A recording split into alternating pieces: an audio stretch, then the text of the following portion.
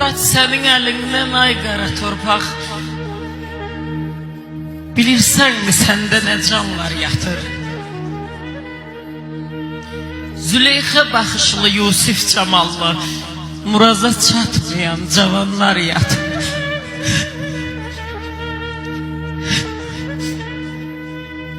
Bilməm şikayətin mən edim hara.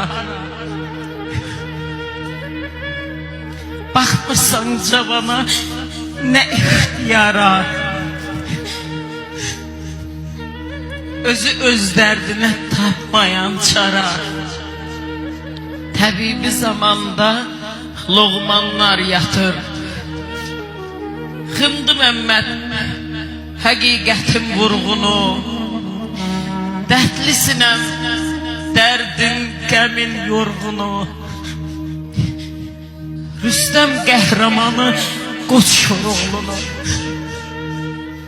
bəsləyən atalar, analar yatır.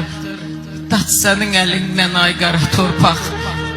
Bilirsənmi səndə nə canlar yatır?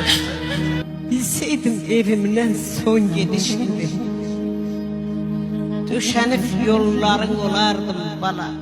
Öpüp gözlərini yola salardım, düşüp ayağını yalardım bala.